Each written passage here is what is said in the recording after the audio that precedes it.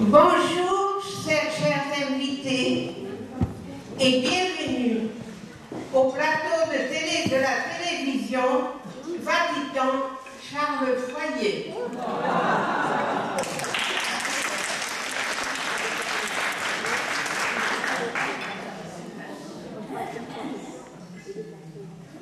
À la table ronde, nous avons le plaisir de recevoir aujourd'hui Monsieur le ministre de l'Intérieur, Michael.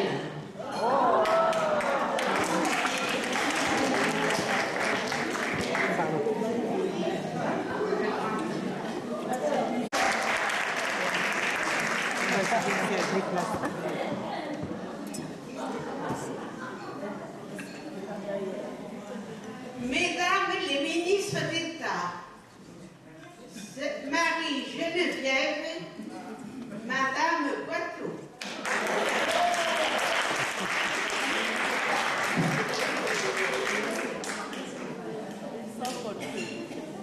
Madame la ministre de l'Écologie et de l'Environnement, Sabrina.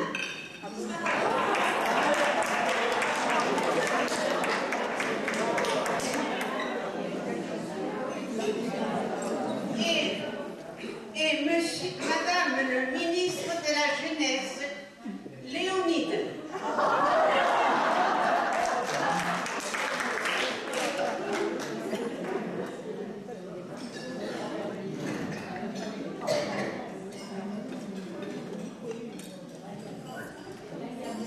Messieurs les ministres, notre équipe Vatican Charles Foyer est heureuse d'être reçue aujourd'hui pour ce repas festif de Noël et vous en remercie chaleureusement.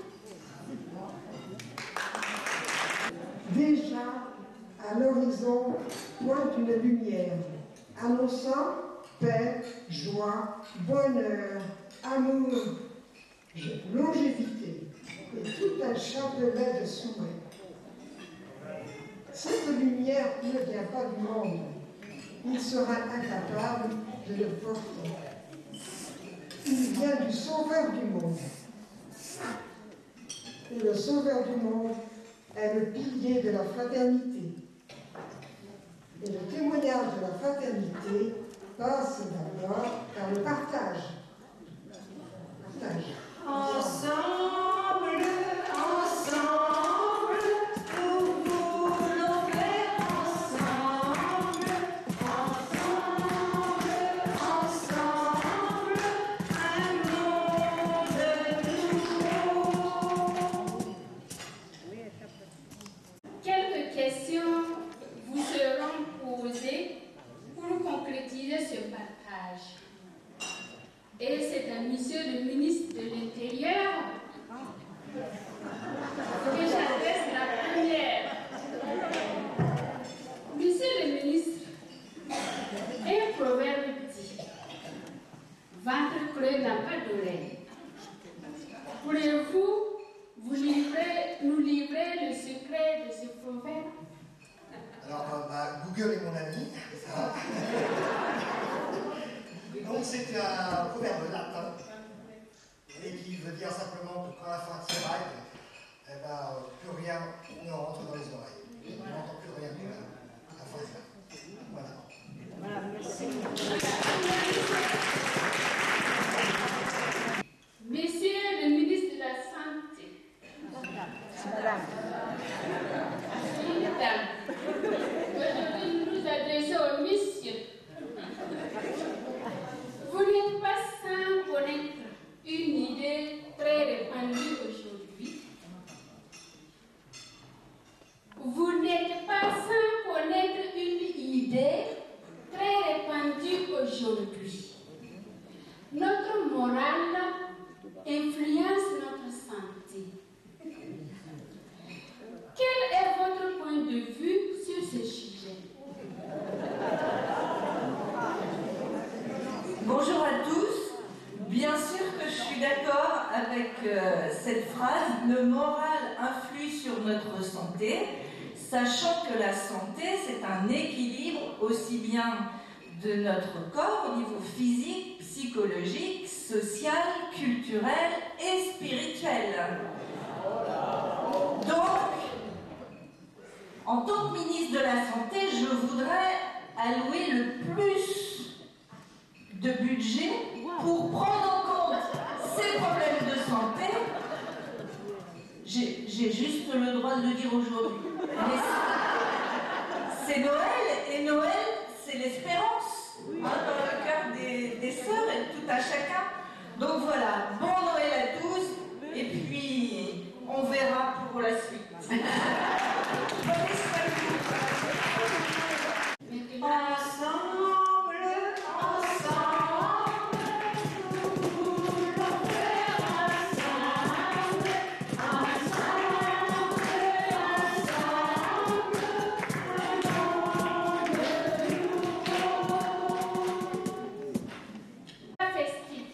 De Noël organisé chaque année.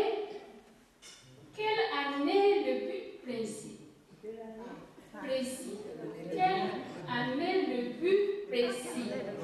Le but c'était quand même de rassembler, de partager, rassembler les sœurs et les personnels. De partager, c'est un temps de partage. Dans le temps de Noël. Au moment de Noël, ça se dit tout seul qu'on pense aux autres. Donc, ce repas a été voulu pour qu'on se rencontre les uns et les autres, parce que nous avons tous des liens avec les uns et les autres. Donc, c'est un moment où on peut mieux se connaître, partager. Voilà. Que tout le monde donne tout à fait notre accord, la congrégation, pour que ce moment existe. Voilà. Donc c'est surtout ça. Et pour nous entraîner à vivre la fraternité. Parce qu'on nous en parle quand même. Alors, il faut essayer un petit peu tous les jours. Donc aujourd'hui, c'est un moment particulier pour ça. Donc, bon appétit et merci. Être le ministre de l'Intérieur, et de quelle façon?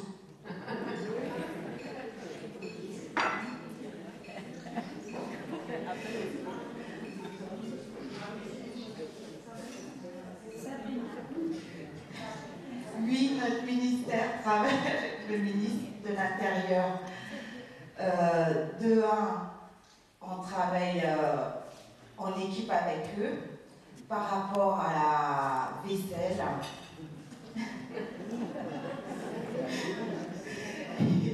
Ce qui concerne l'écologie, on a changé beaucoup de produits. C'est par rapport aussi... C'est par rapport aussi au bien-être de la maison, aux sœurs, à nous-mêmes, parce qu'on utilise beaucoup de produits, et aussi pour l'environnement. Voilà. De la jeunesse. Est-ce qu'il y a des jeunesses parmi vous? Il y en a de la jeunesse. J'ai l'impression que c'est la jeunesse ici. Oui. Tout le monde, c'est la jeunesse. Donc maintenant, nous allons nous adresser au ministre de la jeunesse. Voilà. Monsieur le ministre de la Jeunesse, il vous revient de nous rajeunir notre mémoire. Notre mémoire. Dans votre visage, n'aurez-vous pas une histoire de grand-mère à nous raconter?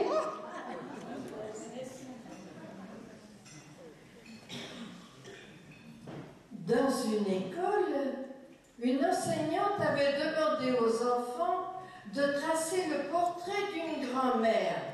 Voici l'une des réponses. Une grand-mère est une personne qui n'a pas d'enfants. C'est pour cela qu'elle aime les enfants des autres. Les grand-mères n'ont rien à faire. elles n'ont qu'à être là.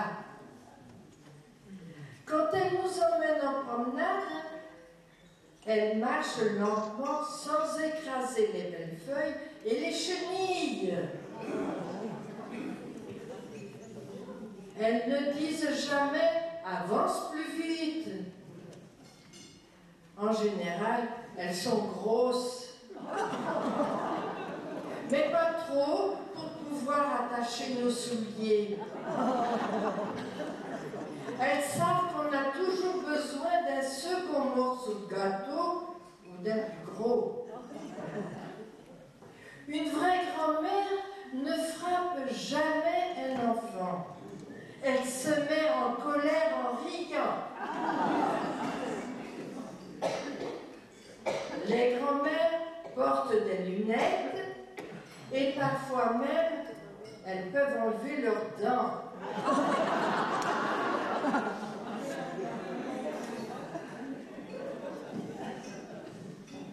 Quand elles nous lisent des histoires, elles ne sautent jamais au bout et elles n'ont rien contre si on leur réclame la même histoire plusieurs fois.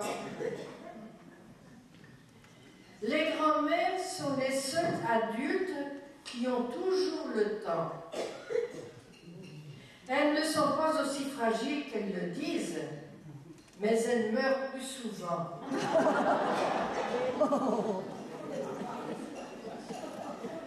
Tout le monde devrait essayer d'avoir une grand-mère.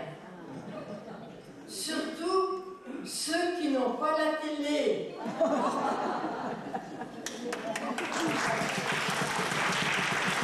For nos ministres qui ont bien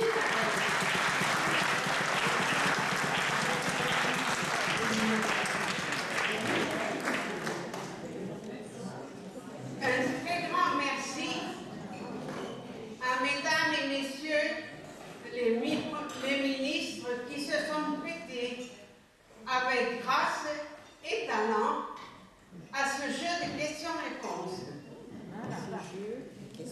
Mais nourrir notre intellect est une chose. Mais pensons aussi à notre corps pour crier famine. Et dans la joie et la fraternité, partageons tout simplement ce repas. Ce repas de Noël préparé avec amour et compétence par notre ministre de l'Intérieur et toute son équipe.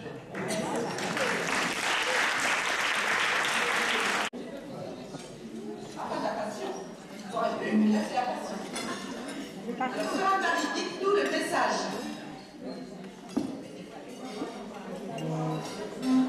Ça cause.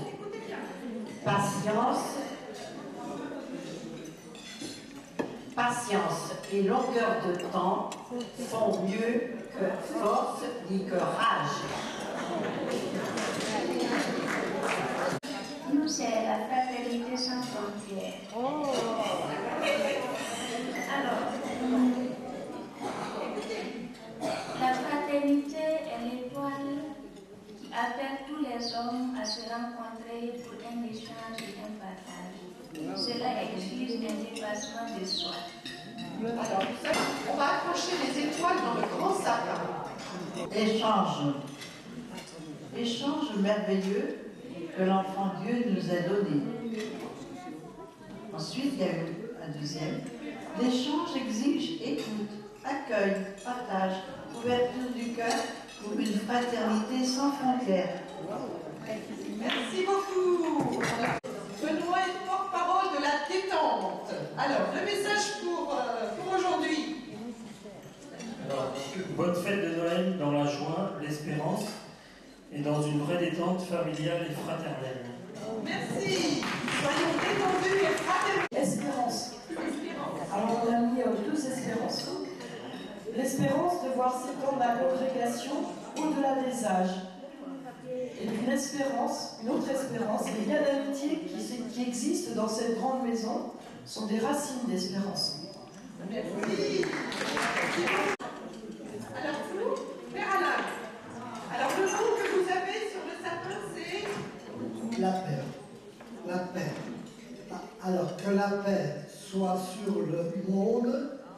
et dans le cœur de chacun. Nous, c'était l'attention. Donc on a mis une attention touche toujours, une fleur, un regard, un geste, un sourire. Merci beaucoup. Alors, la bienveillance, que tout le monde soit bienfaisant entre eux. Plaisir de partager cette journée ensemble. Le mot, c'était le plaisir. Le mot, c'était le don d'aimer, le don de soi, le don de guérir et le don de vie. Amitié. L'amitié suppose le verre de l'amitié. L'amitié suppose le partage. L'amitié suppose ami. Et l'amitié suppose le rassemblement et tout le monde dans la joie. Merci beaucoup. Le sourire. Bravo la tristesse comme la mollesse, c'était du secours, le sourire toujours.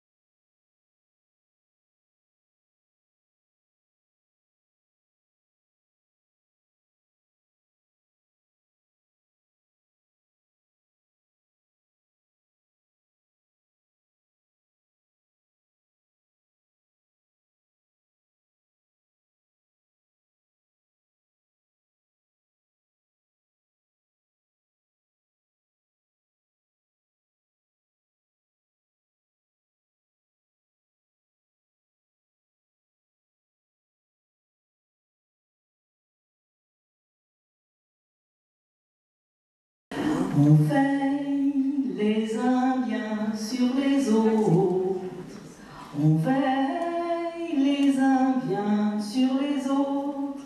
La bienveillance, c'est notre mot. Et puis la suite, vous en entrez. Jolis sapins, comme ils sont doux, et des bonbons, et des joujoux. Toi que Noël planta chez nous, tout brillant de lumière.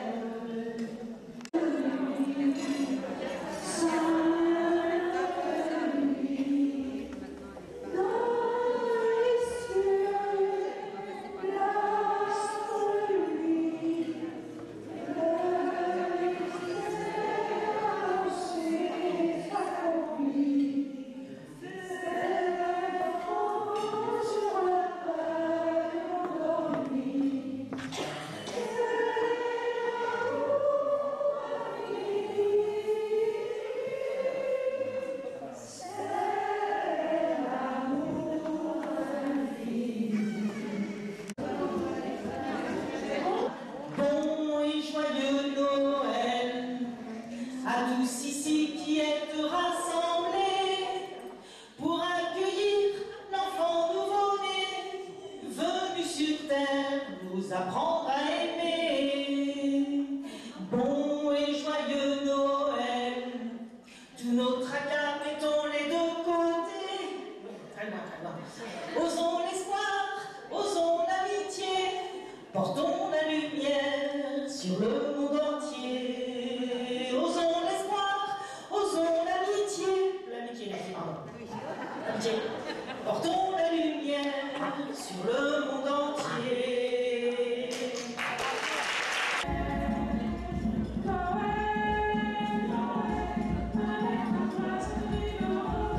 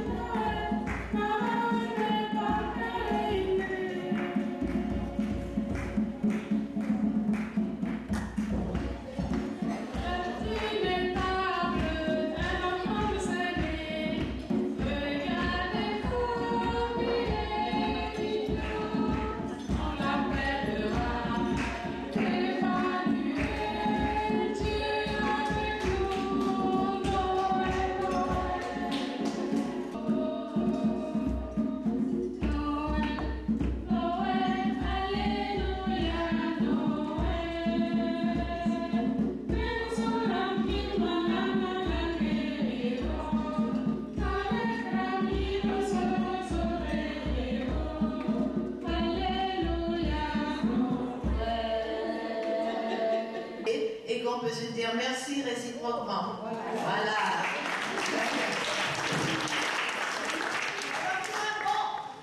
On va faire un pont. La